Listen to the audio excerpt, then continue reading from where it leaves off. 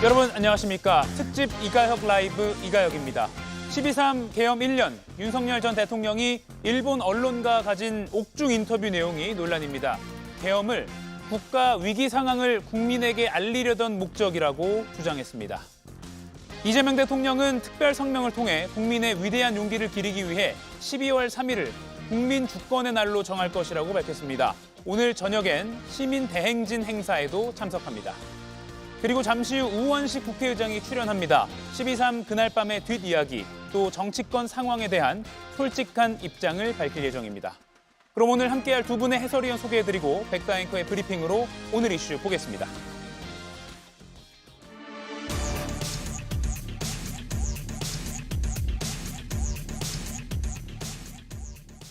대한민국의 힘은 저는 민주주의에서 왔다고 봐요. 노벨 평화상은 대한민국 국민이 받아야 되지 않을까? 대한민국을 공포해 전 세계를 충격에 빠뜨렸던 12.3 비상계엄 사태. 그리고 1년 후 외신 기자들 앞에 선 이재명 대통령. 국민에게 계엄 해제 공을 돌리면서 가짜뉴스 등 민주주의를 흔드는 행위에 대해서는 엄정 대응을 예고했습니다.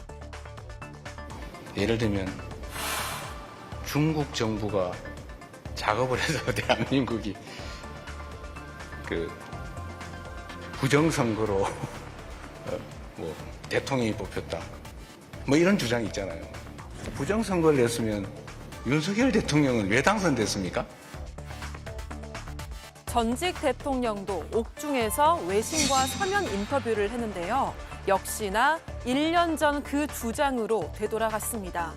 얼마 전 과거 부하와 법정에 마주 앉아 계엄의 정당성을 주장하며 공방을 벌이던 그의 모습도 떠오르는데요. 전 세계로 중계방송이 되는데 국회 본회의장에 특수부대가 들어가서 의원을 끄집어내고 이러면은 그거 진짜 아무리 무슨 독재자라 그래도 그거 성하겠습니까? 12.3 비상계엄 1년인 오늘 김건희 씨 재판이 마무리됩니다. 교도관들의 부축을 받으며 등장한 그도 역시 모든 혐의를 부인했는데요. 이른바 V0와 V1으로 불린 전직 대통령 부부. 12.3 계엄 1년이 지난 오늘도 여전히 같은 입장만 반복하는 모습입니다. 예, 오늘은 우원식 국회의장과의 특집 인터뷰가 준비돼 있어서 여야 패널 두 분과만 이야기를 나눠보도록 하겠습니다. 오늘 일본 최대 신문 중 하나죠. 요미우리 신문이 지난달에 변호인을 통해서 옥중 서면 인터뷰를 했다 하면서 윤석열 전 대통령과의 인터뷰를 기사화했습니다. 여기 내용을 보면 윤 전 대통령이 국민을 억압하는 과거의 계엄과는 다르다 이런 식으로 경고성 계엄이다 이런 주장을 반복했습니다. 김기용 의원님 어떻게 보셨어요? 우선 윤석열 전 대통령의 계엄 선포에 대한 이유와 그다음에 변호를 할 때 본인이 계속 줄곧 주장했던 바입니다.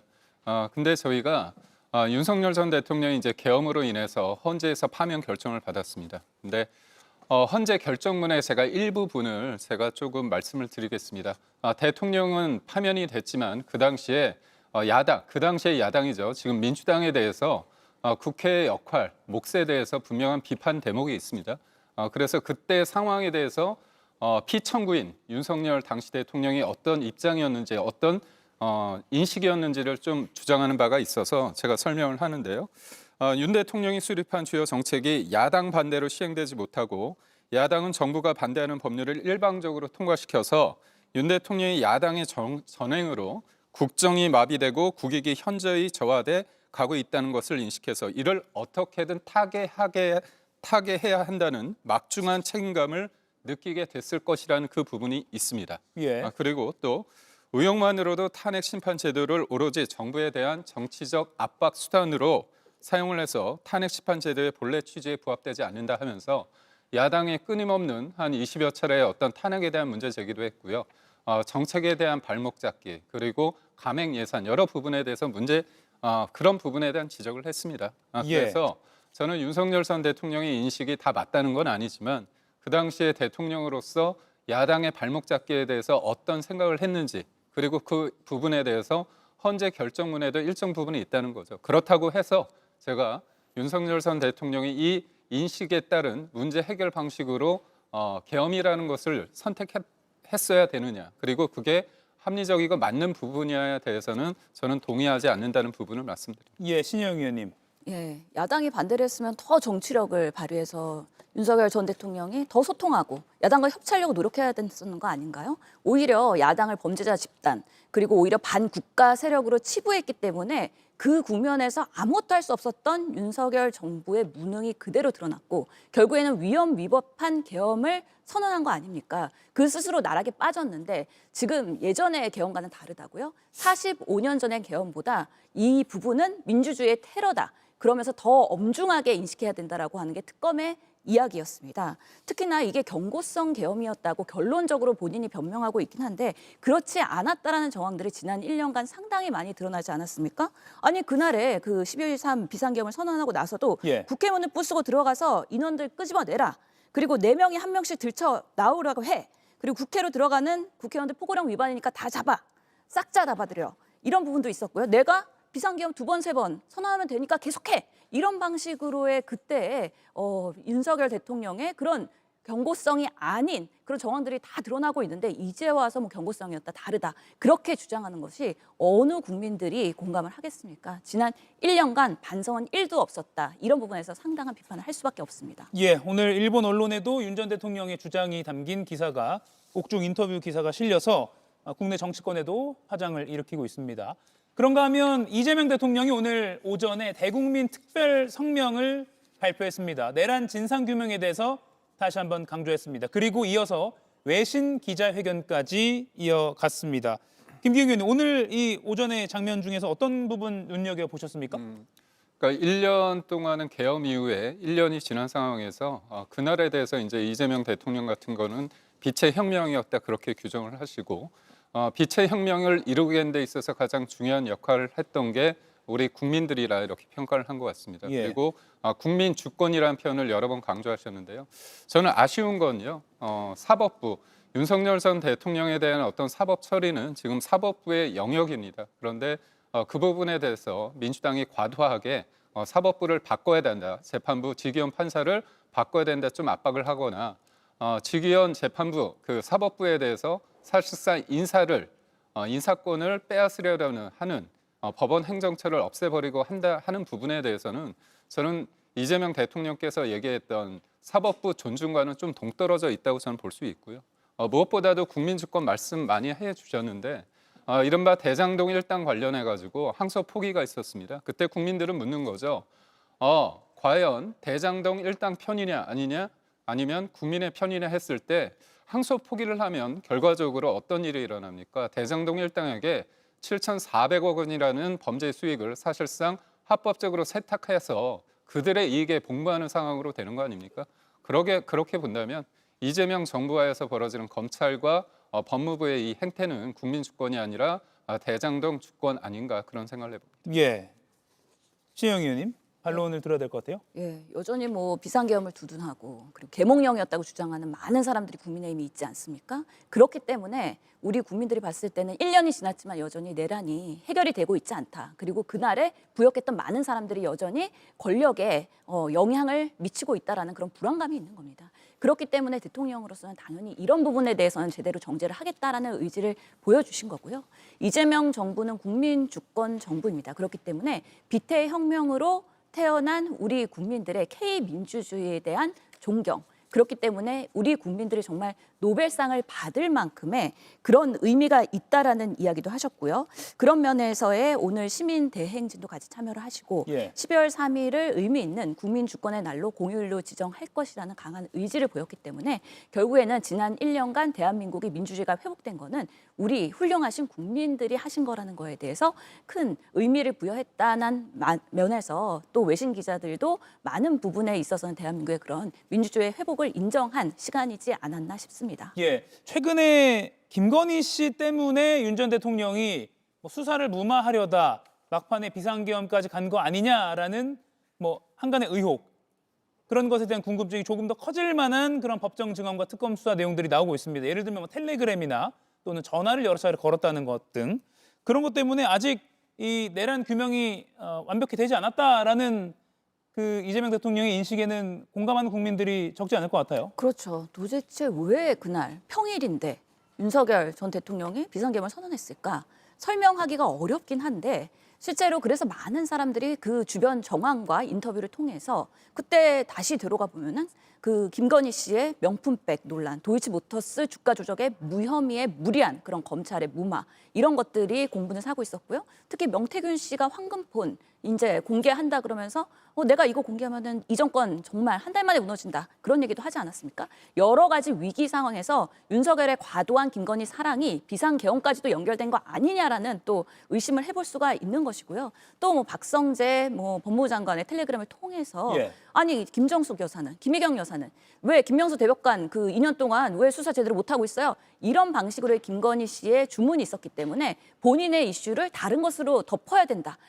그런 정권의 뭔가 위기 의식이나 정말 말도 안 되는 대안을 비상계엄으로 한 거다라는 이야기들이 있기 때문에 사실관계 확인이 꼭 필요하고 또 보도되는 건 플랜 B도 없다고 하는 거 아니겠습니까? 그런 부분에 있어서 정말 대책 없는 정부였구나라고 생각할 수밖에 없습니다. 예, 참고로 저희가 방금 화면으로 좀 띄워드렸는데 어제 중앙일보가 윤석열 정부 당시 참모들이 말한 것을 인용해서요. 계엄을 김건희 씨 때문에 했다고 생각한다라는 참모들의 전언을 기사화했습니다. 그런데 이에 대해서 윤 전 대통령 변호인단이 관심법이냐라는 식으로 이 보도 내용에 대해서 반발했습니다. 김기웅 의원님, 이건 그러면 김건희 씨는 계엄의 요인이 아니다라는 취지로 변호인단은 주장을 하는 걸까요?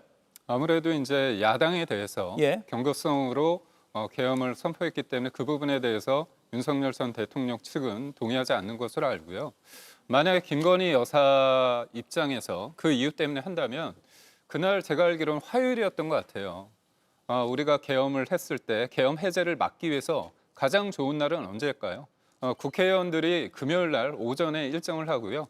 오후에는 다 지역구로 갑니다. 그렇다면 계엄 해제를 막기 위해서 물리적인 시간을 굉장히 확보하기 위해서는 화요일 날 할 필요가 없고요. 금요일 날 하면 됩니다. 그리고 제가 볼 때는 그날 해야 될 이유가 있었습니다. 그 다음 날 민주당에서 서울중앙지검장과 감사원장에 대해서 탄핵을 발의를 한다고 했습니다. 그렇기 때문에 지금 20여 차례에 있어서 실질적으로 국무위원들이 탄핵을 당했습니다. 탄핵이 되면요, 대체적으로 6개월 가까이 그 부처가 식물 부처가 되는 겁니다.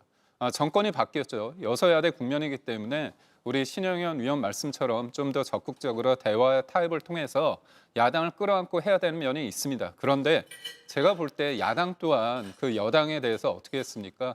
윤석열 대통령 집권하자마자 탄핵 얘기를 했습니다. 그리고 20여 차례 탄핵을 했고요. 그중에 통과된 건 하나도 없습니다. 사실상 정치적인 목적이 다분했기 때문에 그런 과정 속에서 서울중앙지검장 그리고 감사원장까지 된다고 했을 때 대통령으로서 느껴야 될 그 무력감 그런 부분도 일정 부분 저는 작용했다고 봅니다. 예, 김건희 씨가 과연 윤 전 대통령의 계엄을 실행하기 위한 그런 요인이었는지 좀 밝혀질 필요도 있어 보입니다.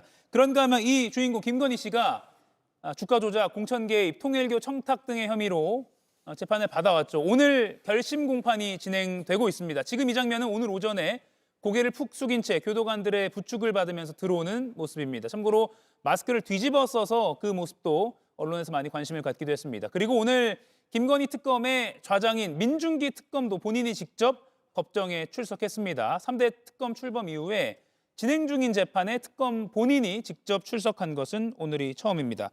아마 특검이 지금 최종 의견을 진술하고 있고 구형은 아직 하지 않은 것으로 보입니다. 시간이 좀 더 걸려야 될 것 같고요. 방송 중에 나오면 저희가 속보로 자막으로라도 보내드리겠습니다. 그리고 나면 김건희 씨가 직접 법정에서 최후 진술을 할 걸로 보입니다. 신영 위원님, 오늘 어떤 취지로 진술을 할 것으로 예상하시는지, 구형은 어떻게 될지 어떻게 좀 전망하십니까?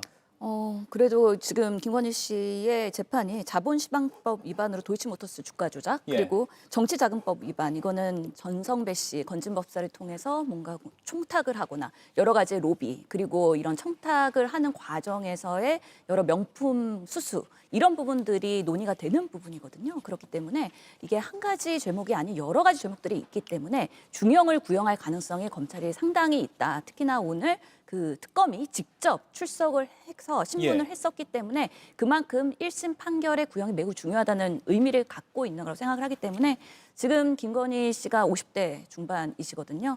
제가 예상컨대 60대까지는 그래도 계속해서 양형을 구형받고 옥살이를 해야 될 가능성이 높지 않을까라고 예상해 봅니다. 예, 김기영 의원님 구형은 아직 안 나왔습니다. 어느 정도로 예상하십니까?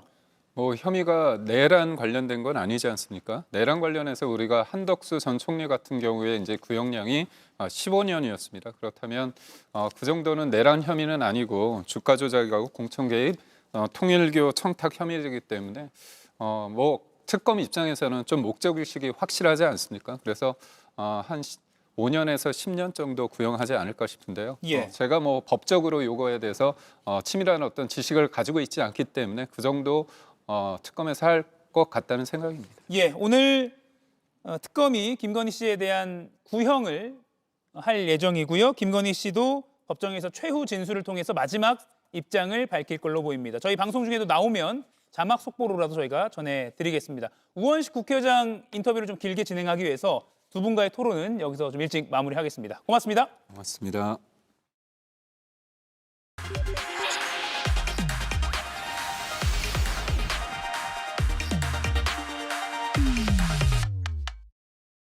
(12월에) 느끼는 오남도 잠시 본격적인 겨울 추위가 시작됐습니다. 자유 헌정 질서를 지키기 위해 비상계엄을 선포합니다.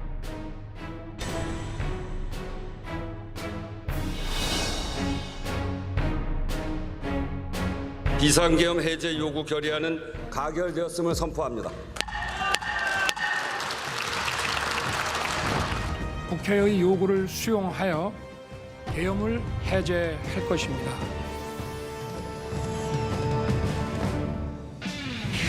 가결되었음을 선포합니다. 여러분이 전사입니다.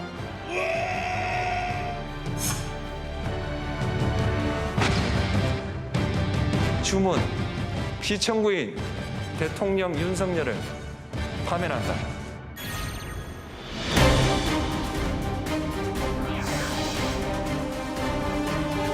불법 계엄으로 실추된 군의 명예와 국민의 군에 대한 신뢰를 회복하고 다시는 군이 정치에 동원되는 그 불행을 겪지 않게 하겠습니다.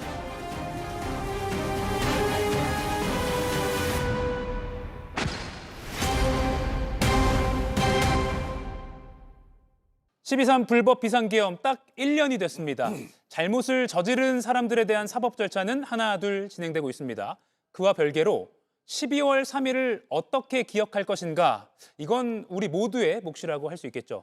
꼭 기억해야 할 큰 줄기 중에 하나는 바로 의회 민주주의를 통한 위기 극복이라고 할 수 있습니다. 그 의회의 절차를 이끌었던 주인공, 대한민국 의전 서열 2위 우원식 국회의장과 특집 인터뷰 진행하겠습니다. 어서 오십시오. 네, 안녕하세요. 반갑습니다. 안녕하십니까.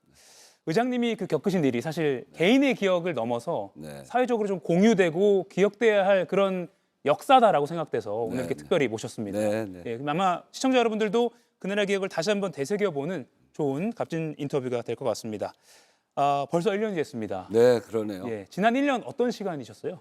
한 5년쯤 된 것 같은데 지나고 보니까 굉장히 짧았어요. 예, 국회도 정말 치열하게 했던 과정이었고 국민들이 무엇보다도 국민들이 앞장서서 나라의 민주주의를 지켜준 그 시간이었죠. 국민과 국회가 힘을 모아서 그 민주주의를 지켰던 치열한 1년이었던 것 같습니다. 치열했다. 그런데 5년 같았다. 이렇게 네. 표현하셨습니다. 계엄 전의 정치인 우원식과 계엄 후의 정치인 우원식, 가장 달라진 점이 뭐가 있을까요? 제가 하나 꼽으면 네. 월담 사진이 유명해졌다. 예. 이거 호가 국민들한테 호가 하나 붙었어요. 월담 선생. 네, 월담 우원식 뭐 예. 이렇게 붙어 있는데 저는 뭐 변함이 없습니다. 그 전이나 그 후나 예. 제가 이 사회를 위해서 해야 될 일, 정치인으로서 해야 될 일을 최선을 다한다 이런 건데 무엇보다도 가장 보람이 있었던 거는 예.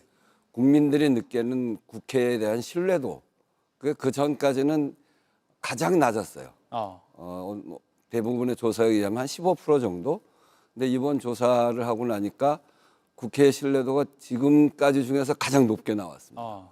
예. 대개 40%가 넘게 그래서 이 중위권쯤 들어가는 그래서 이 국민들이 국회에 대한 신뢰도가 상당히 높아져서 예. 그건 굉장히 저 마음속으로도 자부심이 생기죠. 예. 어쨌든 그런 기대를 잘 저버리지 않기 위해서 정말 국회가 잘해야 되겠다 하는 생각을 갖습니다. 예. 그 기대, 뭐 고민, 네. 그 고민이 잘 드러나는 장면이 최근에 좀 나왔거든요. 영상을 좀 먼저 보고 이야기 더 나눠보겠습니다. 어떤 영상인가?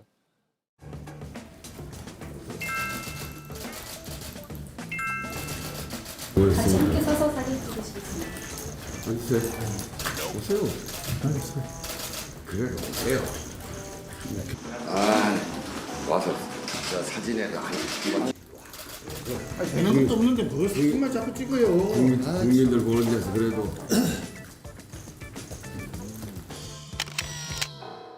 네. 여야가 늘 충돌하는 것 같아도 또 충돌 끝에 국민들 앞에서 합의도 하고 또 새로운 진전을 이루는 게 정치국 국회니까. 저 때도 국민을 언급하셨습니다. 네, 네. 예. 최근에 야당을 향해서요. 좀 너무 극우화되는 거 아니야라는 국민들의 우려가 있거든요. 물론 중립을 지키셔야 되는 입장이지만 최근 이런 국민들의 걱정에 대해서 좀 어떻게 보세요? 저는 뭐 그 평가 하나하나를 이야기하는 건 그렇고요. 예. 우리나라 제가 외국에 나가 보니까 한류가 정말 대단하더라고요. 예. 이런 경이로운 대한민국의 발전 위에 훌륭한 문화가 있기 때문에 한류가 꼽힌 거거든요. 그 분명한 한 축인 대한민국의 민주주의. 이 관점에서 지난 1년을 어떻게 볼 것인가. 이런 점에서 우리가 지난 일에 대한 평가가 돼줘야 된다. 그런 점에서 이 평가를 달리하시는 분들한테 저는 그런 기준점을 하나 드리고 싶습니다. 예. 그런 기준점을 제시하고 싶다. 최근 현안 몇 개만 더 질문 여쭙고 12.3의 기억으로 들어가겠습니다. 한덕수 전 총리 최근에 징역 15년 구형을 받았습니다. 재판에서요. 최후 진술에서 절벽에서 땅이 끊어지는 것처럼 그 이후의 기억이 분명치 않다라고 하면서 또 멘붕 상태 이런 말도 법정에서 한 적이 있습니다. 한때 국정 파트너라고 불릴 수 있는데 그런 분의 어떤 기억이 안 난다라는 주장 그리고 15년 구형 이런 상황을 좀 어떻게 바라보고 계십니까?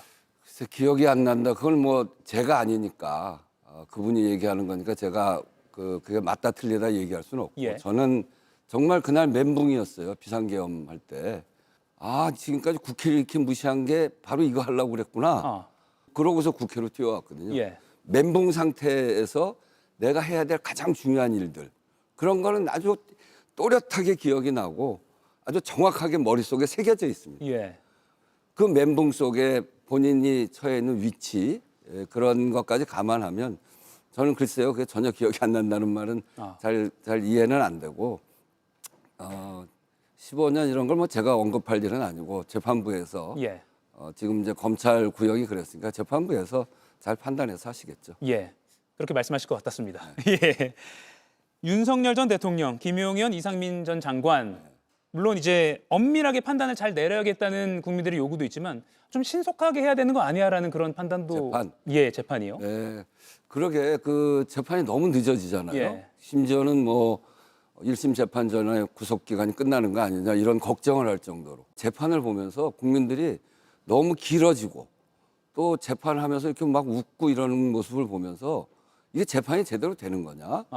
이거 다시 나라가 혼란스러운 거 아니냐? 이런 불안감을 크게 가지시는 거예요. 예.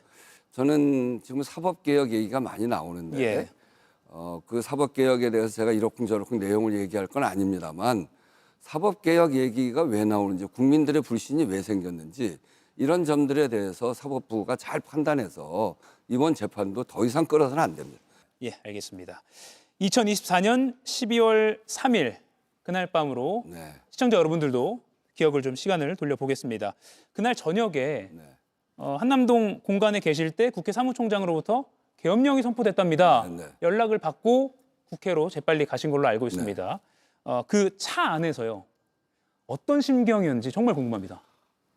비상계엄 황당하잖아요. 차를 타고 가면서 그게 37분에 떠나서 한 4분쯤 도착했으니까 보통 한 3, 40분 걸리는 길인데 17분 만에 도착을 했어요. 그때 그 안에서 타고 오면서 생각은 이거 위험한데 꼭 비상계엄을 해제해야 되겠다. 그런데 오늘 동트기 전까지 하자.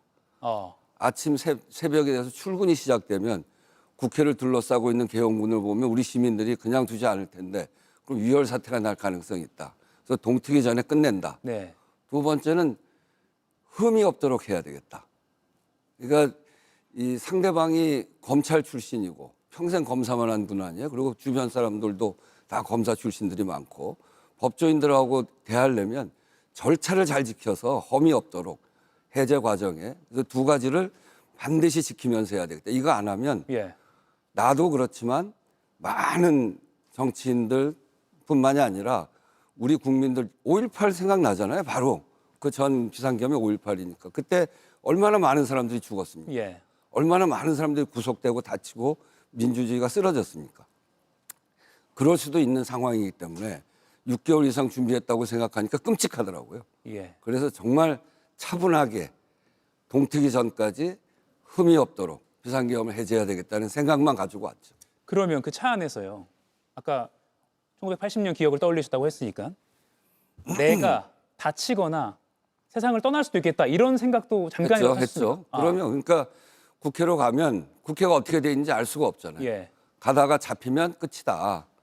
근데 원래 저희가 이제 비상계엄이나 뭐 포고령, 뭐 위수령 이런 거를 겪어봤던 세대로서는 이런 군사력을 동원한 무슨 령이 떨어지면 우선은 이 36개가 최고입니다. 도망가는 거였거든요. 원래 몸에 익힌 거는 도망가는 거예요. 숨는 것.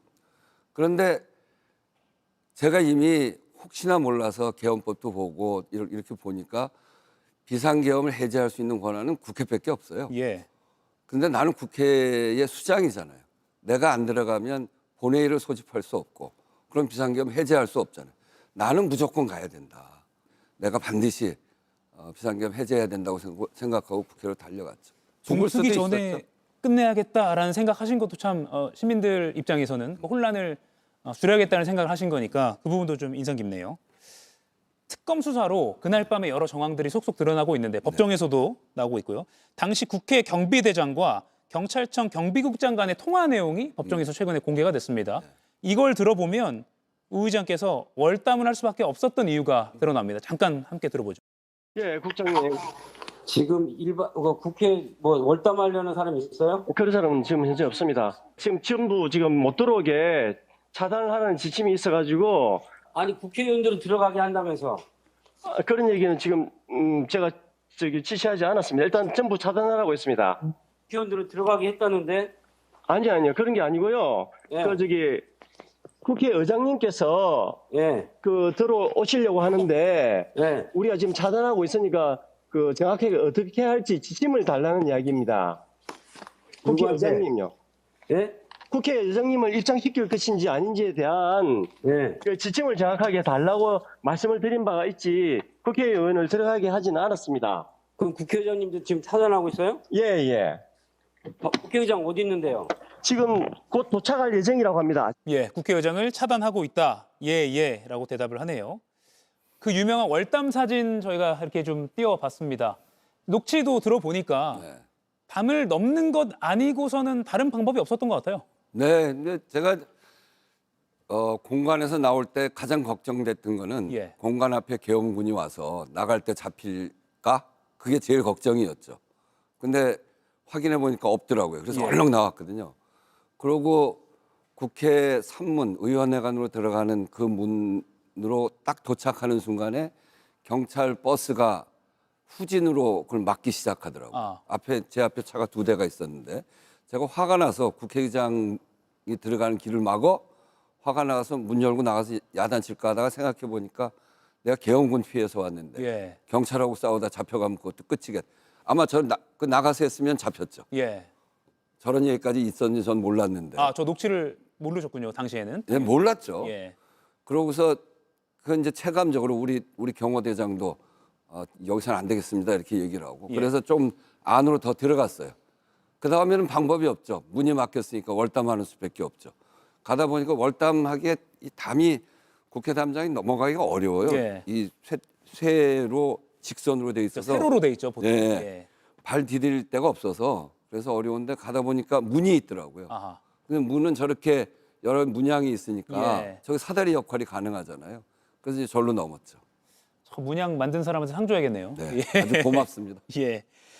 만약에 의장님이 진입에 실패했다면 다른 사람이 뭐 대리로 본회의를 안 됩니다. 개최할 플랜 B가 없나요? 네, 플랜 B가 없어요. 아. 그래서 제가 막혔으면 비상계엄 해제를 못했던 겁니다. 그래서 1차 끝내고 예. 2차 비상계엄을 준비하면서 이거는 안 되겠다. 그래서 이하경 부의장님하고 동선을 완전히 가르고 예. 그러고 제가 만약에 잘못된 경우를 대비해서 이하경 부의장한테 넘길 준비는 하고 있었죠. 예, 혹시 모를 2차 비상계엄이 있을까 싶어서. 그럼 만약에 저 때 월담을 안 했다면 그건 정말 저 순간의 선택이 대한민국 운명을 갈랐을 수도 있다고 보세요? 월담 당연히 해야죠. 월담 안 되면 민주주의가 쓰러지고 계엄 포고령이 성공하는 건데 예. 그건 뭐 두말할 여지가 없죠. 알겠습니다. 그리고요, 자정 넘어서 작년 12월 4일 0시 8분 의장님이 직접 긴급 기자회견을 가졌습니다. 그때부터 많은 국민들이 본격적으로 TV를 켜고 국회에 초관심, 초집중을 하게 됐습니다. 긴급 기자회견 모습도 잠깐 보시죠. 국회는 헌법적 절차에 따라 대응 조치하겠습니다. 국민 여러분께서는 국회를 믿고 차분하게 상황을 주시해 주시기 바랍니다. 모든 국회의원께서는 지금 즉시 국회 본회의장으로 모여주시기 바랍니다. 예, 모든 국회의원 즉시 본회의장으로 모여달라고 선언을 하셨습니다. 근데 저 기자회견이 우원식 TV 유튜브로 송출이 된 거잖아요. 그만큼 좀 급박했던 상황인가요? 급박했습니다. 아니 그러니까 밤에 갑자기 벌어진 일이었기 때문에 그 촬영 기자들, 사진 기자들이 들어올 시간이 없었죠. 예. 특히 이제 국회 TV가 있는데 국회 TV도 처음엔 못 들어와서 결국은 국회 TV도 나중에는 찍었어요. 예. 그렇긴 한데 아무것도 없으니까 그냥 늘 사용할 수 있는 게 우원식 TV여서 그걸로 찍기 시작했죠. 예, 저희 방송사도 그걸 송출 받아서 쓴 걸로 저희도 기억하고 있습니다. 덕분에 제 우원식 TV가 별로 유명하지 않았었는데 예. 60만 명이 그걸 구독자가요. 보는, 예. 아우 예. 구독자는 아니고 그날 저 와서 동접자. 동시로 동접자가 예. 60만 명. 그만큼 정말 초집중을 했던 것 같습니다. 그리고요, 저도 그날 국회 담벼락 밖에 취재차 있었는데 굉장히 환했어요. 모든 창문에 불빛이 거의 다 켜졌다고 느껴질 네, 정도로. 네, 네. 지금 저희 그 사진을 이렇게 준비했습니다. 저건 의장님 위치를 네, 제 위치를 공개하지 감추느라고 않기 그런 거예요. 예. 그러니까 제가 이제 우리 들어와서 회의를 했어요. 예. 제가 들어오자마자 회의를 소집해서 참모들이 속속속속 들어오면서 그리고 회의 끝에 그 기자회견을 했고 예. 기자회견을 하니까 제 위치가 노출이 됐잖아요. 그렇죠. 저쪽에서 보면 우원식 잡는 게 가장 중요한 일이고 본회의를 소집을 못하게 하는 일이 가장 중요하기 때문에 예. 그래서 나를 잡으러 올 것이다 이렇게 생각하고 숨어야 되겠다. 그래서 제 방이 3층인데 본회의장으로 가장 가기 멀지 않은 곳에 숨을 수 있는 곳이 어딘가 너무 멀리 올라가지 말고 그래서 예. 5층에 엘리베이터 앞에 있는 방으로 갔더니 그게 농해수 전문실이에요. 거기 들어갔는데 그러고 이제 불 켜고 앉았더니 직원들이 의장님이 숨어 있는 방에 불을 켰는데 그러면 드러나지 않냐. 그래서 예. 다 불을 켜자. 아하. 그래서 두 사람 그 비서실장 지휘하에 두 사람이 쪼개져서 한 사람은 위로 가면서 켜고 한 사람은 밑으로 가면서 켜가지고 저렇게 불이 환하게 밝혀졌던 거예요. 예. 저를 감추기 위한 불 밝힘인데 그날 민주주의를 지키기 위한 불 밝힘이 됐죠. 아, 그렇게 의미를 또 부여할 수 있을 것 같습니다. 벌써 담벼락 앞에는 많은 시민들이 모여 있는 모습도 네. 사진으로 볼 수가 있네요. 그 국회 참모분들도 그러니까 불을 켜야겠다라고 생각하신 분들 참 생각이 빠르고 똑똑하신 분들이네요. 국회의장실이 그렇습니다. 아, 예, 알겠습니다. 지금 카메라 바깥에 계신 분들이 흡족해 하시는 것 같습니다. 그럼요. 예. 여러 번 답변하셨는데 이 부분 꼭 다시 한번 좀 질문 드리고 싶어요. 아마 시청자분들 혹시 아직도 오해를 갖고 계신 분들이 있을 것 같은데 그 비상계엄 해제 요구 결의안 통과 전에 왜 빨리 안 하냐. 심지어 민주당 의석에서도 의장님 빨리 해주세요. 막 고함 나오고 했거든요. 그때 어떤 판단을 하신 겁니까? 이게 이제 의결을 하려면 절차가 있어요. 회의를 개시해야 되잖아요. 그러려면 본회의에 개시 요건은 안건이 있어야 돼요. 예. 근데 우선 안건이 없었어요. 왜 그러냐면 계엄한 쪽에서 계엄 통고를 지체 없이 국회로 하게 돼 있는데 통고를 안 했어요. 예. 통고가 와야 그게 안건이 되는 거거든요. 안건 없이 본회의를 소집할 수 있느냐부터 우리 안에서 토론을 하다가 내가 결국은 그것에 관해서는 국회의장의 의사 진행권으로 하겠다. 의사 정리권으로 하겠다. 그래서 지체 없이 통보해야 한다의 지체 없이가 법률적으로는 2 내지 3일로 판례가 있어요. 예. 2일 내지 3일을 어떻게 기다려요? 그렇죠. 그래서 제가 결정한 거는 본회의장에서 의사 정리권으로 2시간이 다 되도록 계엄한 쪽에서 통보를 하지 않았기 때문에 예. 그것은 대통령 쪽의 귀책 사유다. 그러니 절차를 시작하겠다. 아하. 이렇게 해서 절차로 들어간 거고 안건은 법안으로 할 거냐 결의안으로 할 거냐 이게 처음 해보는 일이어서 예. 법안으로 하면 법적 효력은 있는데 국무회의를 통과해야 되는 그렇죠. 결정적인 문제가 있고 결의안은 국회에서 결의할 수 있는데 그거는 법적 효력은 없고 그래서 뭘 할 거냐고 고민했는데 64년 6.3 사태 때 그때 6월 3일 날 비상계엄을 선포하고 7월 24일 날 이미 다 진압하고 난 다음에 여야 합의로 예. 비상계엄 해제 결의안을 냅니다. 예. 그 문서가 하나 있었어요. 아하. 전례가 있었던 거지. 그래서 결의안으로 하자 이렇게 정해서 안건을 하는데 안건을 결국은 국회의원들이 서명해 갖고 해야 되는데 그게 시간이 많이 걸렸어요. 40분이 넘어서 발의가 됐고 예. 안건이 최종 올라오는 시간이 56분이었어요. 아하. 그러니까 그때까지는 안건이 없으니까 할 수가 없었던 거고. 그리고 그 다음엔 뭘 해야 되냐면 본회의 개의 시간을 정해야 돼요. 그렇죠. 개의 시간을 정해야 되는데 그건 개의 시간을 바로 지금부터 한다. 이건 안 돼요. 국회의원들이 들어오는 시간을 줘야 돼요. 그렇게 하려면 여야 교섭단체가 협의하도록 예. 국회법에 정해져 있는데 처음에는 제가 0시 28분에 추경호 대표하고 전화를 해서 1시간 줄 테니 들어와라. 예. 보통은 4시간 주는 겁니다. 부산에 있는 사람이 그렇죠. 올라올 시간 줘야 될 거 아니에요. 근데 비상사태니까 1시간 준다. 그게 1시 반입니다. 추경호 대표는 시간을 더 달라고 했는데 제가 안 된다고 그러고 예. 1시간 주는 걸로 했어요. 그 박찬대 대표는 이 안에 있었으니까 협의를 했고 박찬대 대표는 더 시간 줄여야 된다고 그러고 예. 있었고 그러니까 1시간으로 정했죠.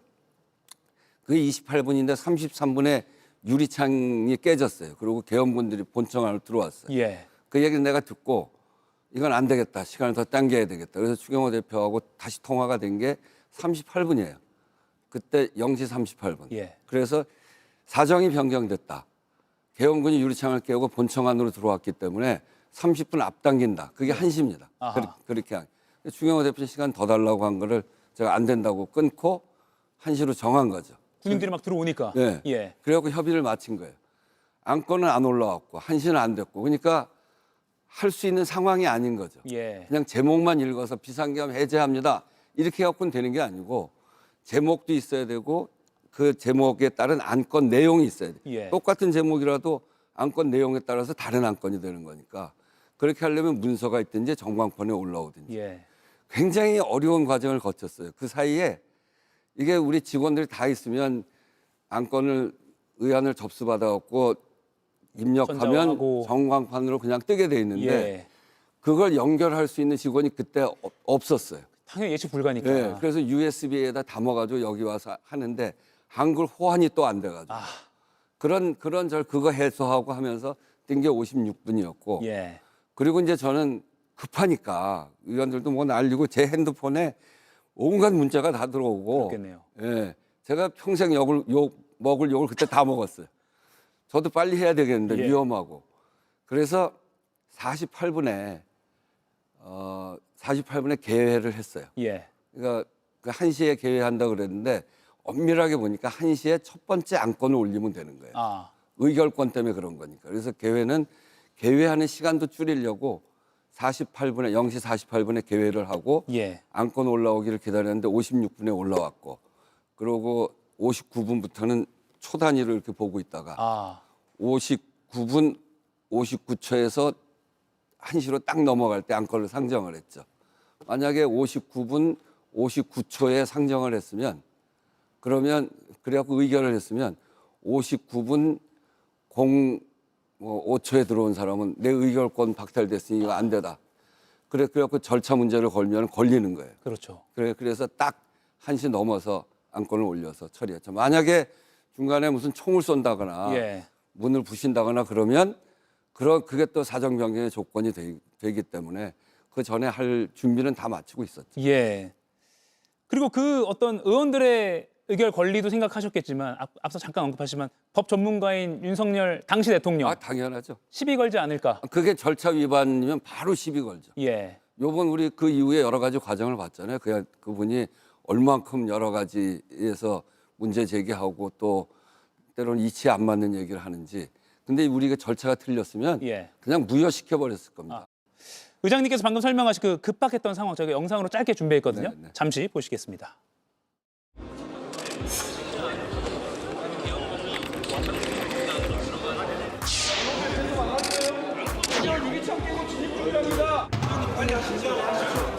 아직 안건이 안 올라왔어요. 그거 참 잠깐 좀 계세요. 국회의장도 마음이 급하죠. 밖에 상황이 급합니다. 지금. 네, 잘 알고 있습니다. 이런 사태는 절차가 잘못되면 또 그것도 문제입니다. 그래서 정말 비상한 각오로 몸을 다 바쳐서 막는 겁니다.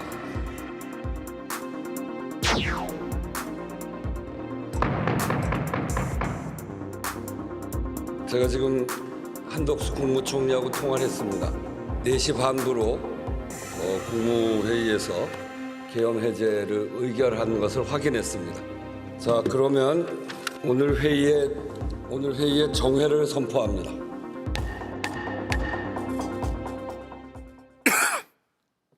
예. 지금 영상에서 나온 것처럼 4일 새벽 1시에 해제 요구안이 가결됐고요. 그런데 새벽 4시 반쯤에야 대통령이 대국민 담화를 했어요. 아직도 잘 이해가 안 가요. 왜 이렇게 시간이 오래 걸렸나? 그러니까 그것도 이제 지체 없이 그 계엄 해제를 해야 되거든요. 예. 그러니까 몇 시간이 걸렸잖아요. 3시간 반이 걸렸단 말이에요. 그 시간 동안 절차가 맞았냐 틀렸냐를 검토했을 거예요. 국회의 절차가 네. 시비 걸 거 없나? 네, 시비 걸 거 없나. 아. 그리고 제2차 계엄이 가능한가 이런 것들 검토했을 거예요. 아하. 저희도 저거 하면서 이게 우리의 비상계엄 해제 결의를 받아들이고 난 다음에 제2차 계엄을 또 하지 않을까. 그게 전 굉장히 걱정이었어요. 예. 그런데 계속 안 하고 있어서 안 받아들이려나 그런 생각이 들어서 4시에 제가 다시 나가가지고 로텐더홀에서 국회의장이 로텐더홀에서 기자회견한 건 처음입니다. 로텐더홀에 나가서 기자회견했죠.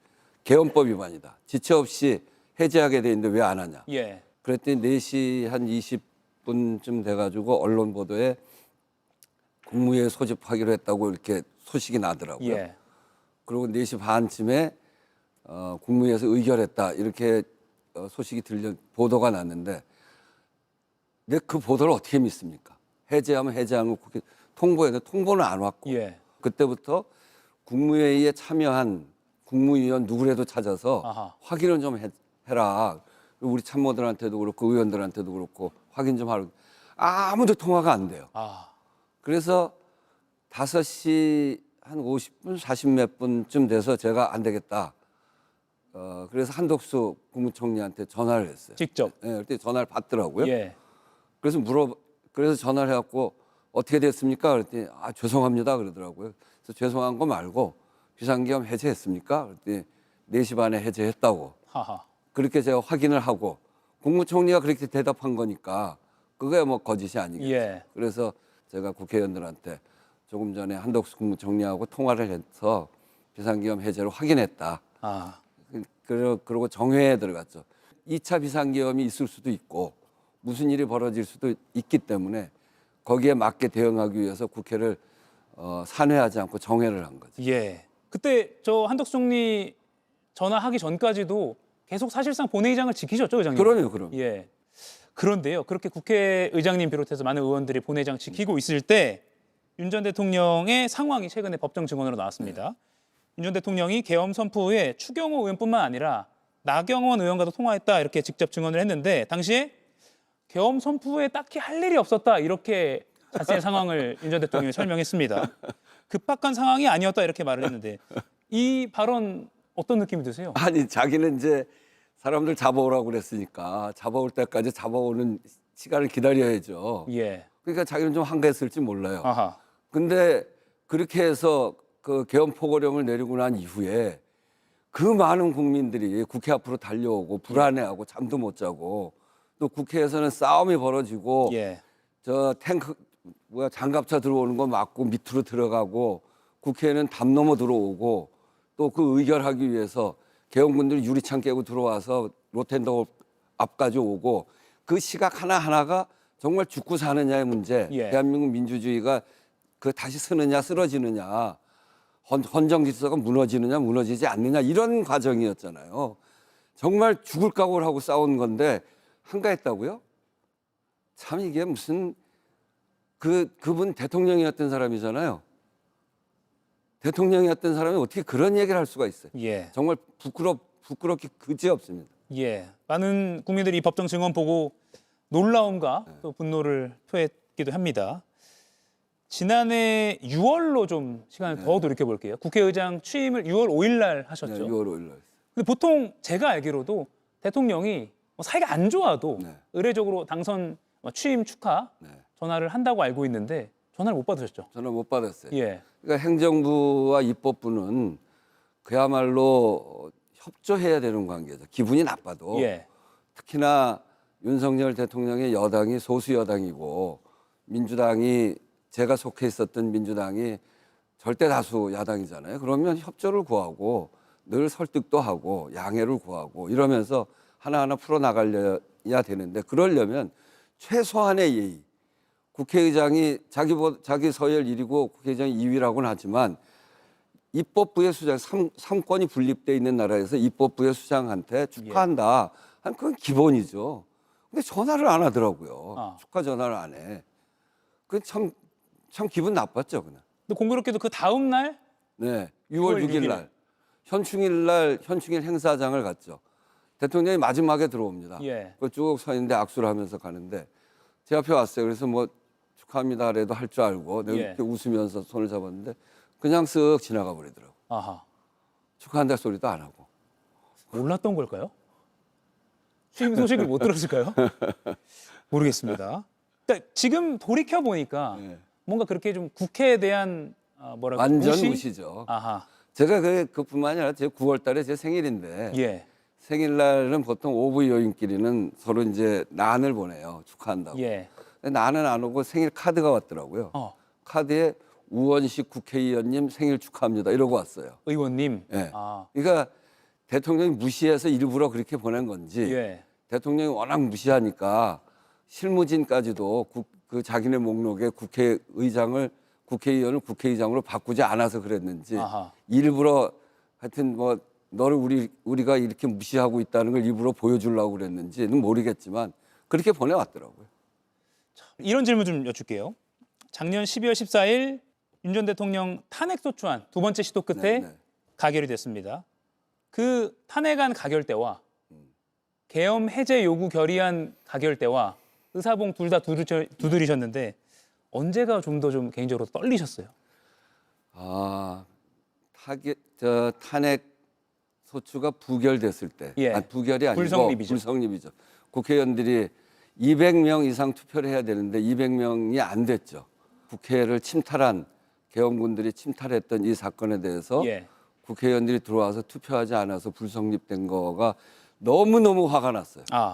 그래서 그때 불성립됐을 때 방망이 두들기는 거는 화가 나서 이 의사봉이 부러져라 두드린 거고요. 그때 잠시 몇 초 침묵을 지키셨던 걸 제가 기억합니다. 예. 그 의사봉이 부러져라 화가 나서 두들긴 거고 예.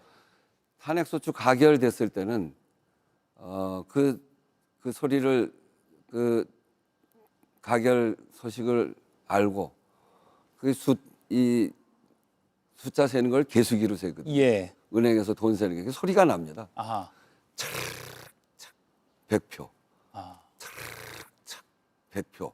근데 그 다음에 소리가 안 되면 맥시멈 200표죠. 예. 그럼 가결이고 한 표라도 부족하면 부결이고 예. 다음 소리가 안 나면 그럼 부결될 가능성이 굉장히 높은 거잖아요. 근데 두 번 나고 한 번 더 착 소리가 나더라고요. 아하. 그래서 가결됐구나. 속으로 이제 드디어 해결했구나. 웃음이 나오려는 거 꼭 참고 표정 관리하면서 앉아 있다가 그때는 두들길 때 땅 치고 이제 국민과 함께 끝이다. 이제 끝냈다. 치는 이때가 떨렸죠.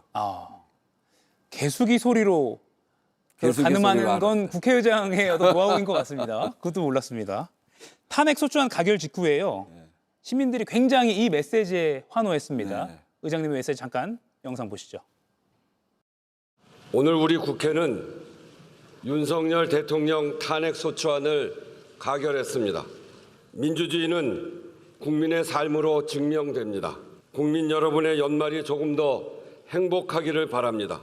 취소했던 송년회 재개하시기를 당부드립니다. 자영업, 소상공인, 골목 경제가 너무 어렵습니다. 대한민국의 미래는, 우리의 희망은 국민 속에 있습니다.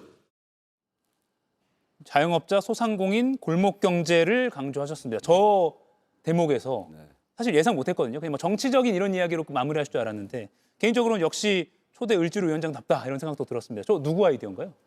우리 조호섭 비서실장은 자기 아이디어다 이렇게 얘기를 했는데 우리 이제 메시지 수석이 최종 글을 쓰니까 저도 저 얘기를 했는데 사실 의장님한테 먼저 들었어요. 그랬다고 그래요.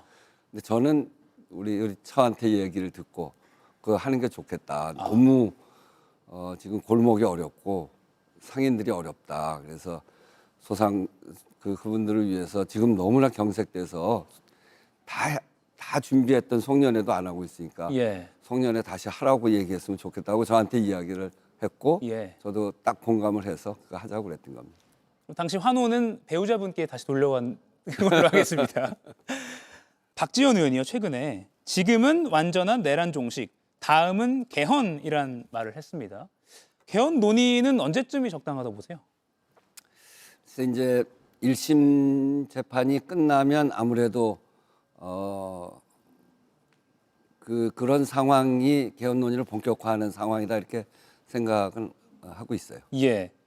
뭐 4년 중임제, 분권 강화, 5.18 정신, 헌법 전문 명시 기존에 알려진 거 말고 혹시 상황 변동이 있는 게 있습니까? 저는 그것까지 포함해서 여야가 합의할 수 있는 만큼만 하자. 이번 개헌은 매번 개헌할 때마다 개헌을 하기가 너무 어려워서 개헌 시기가 되면 그냥 모든 개헌이 다 나오거든요. 그러다 보니까 갈등도 많이 생기고 그래서 점점 개헌을 하기가 어려워지고 개헌을 못 하게 되는 거죠. 그래서 그렇게 하지 말고 이번 개헌은 지방선거기 때문에 지방분권 개헌 그리고 헌법 전문에 5.18 광주, 부마항쟁 이런 걸 넣는 그리고 추가할 수 있으면 감사원을 국회로 보내는 뭐 이런 정도라도 하면 좋은데 그것조차도 여야가 합의할 수 있는 만큼 하자는 생각입니다. 최근에 책을 내셨어요? 네. 제목이 넘고 넘어. 넘고 넘어입니다. 12.3 계엄 사태 뭐 이런 소회를 적으신. 지금 얘기한 것들을 비롯해서 이 비상계엄하고 이제 1년 동안 1년의 그런 과정들에 대해서 우리 국민들이 하나하나 이렇게 낱낱이 다 아실 수가 없잖아요. 그리고 또 그 과정에 열심히 하셨던 분들, 그 영웅들이 있습니다. 그분들도 좀 잘 알리고 그래서 기록도 좀 만들고 또 저의 고민도 넣고 그렇게 해서 하나 정리해야 되겠다 이렇게 생각하고 책을 냈습니다. 알겠습니다. 시간이 다 돼서요. 아무튼 대한민국 국회의장 우원식 이 이름은 뭐 원하시든 원하시지 않든 역사에 남을 이름이 된 것 같습니다. 앞서 책도 그렇고 저희 인터뷰도 그렇고 12월 3일을 기억하는데 시청자 여러분께도 많은 도움이 될 것 같습니다. 바쁘신데 오늘 이렇게 시간 내주셔서 감사합니다. 네, 고맙습니다. 감사합니다. 우원식 국회의장이었습니다.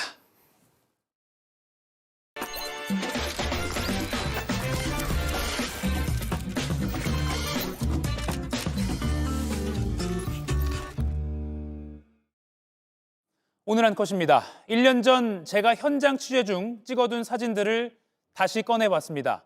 윤석열 탄핵안 가결 직후 국회 앞 허리 숙여 쓰레기를 줍는 시민들.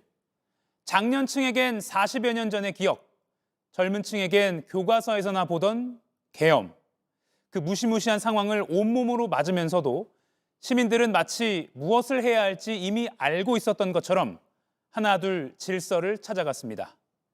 집회 후 남은 쓰레기는 봉투에 챙겨 넣는 것, 추위에 떠는 옆 사람이 보이면 남는 핫팩을 건네주는 것, 최고 권력자가 법의 테두리를 벗어난 행동을 하면 이에 질서 있게 저항하는 것. 무섭고 당황스러운 순간이었지만 상식과 양심에 따른다면 해야 할 일을 찾는 건 어렵지 않음을 우리는 1년 전 경험했습니다. When they go low, we go high. 그들이 저급하게 행동하더라도 우리는 품위 있게 나아간다. 이 유명한 말처럼 그 광장에는 품위 있는 우리가 있었습니다. 오늘 한 컷이었습니다.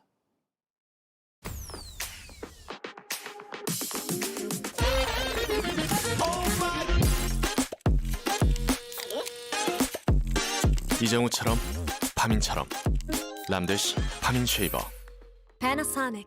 Here for your treat? 호텔에서 말이야.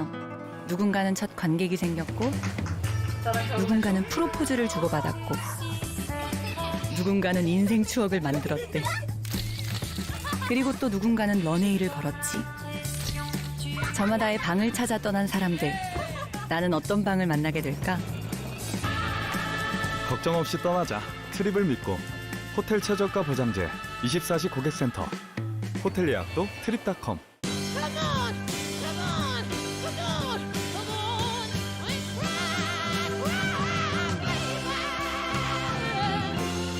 And you?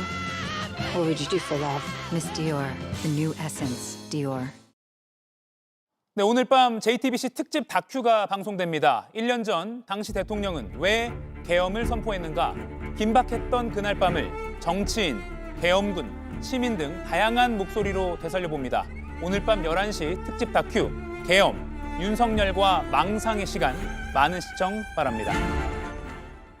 이가혁 라이브 오늘 순서는 여기까지입니다. 바로 국회 특별 스튜디오에서 JTBC 특집 뉴스룸이 이어집니다.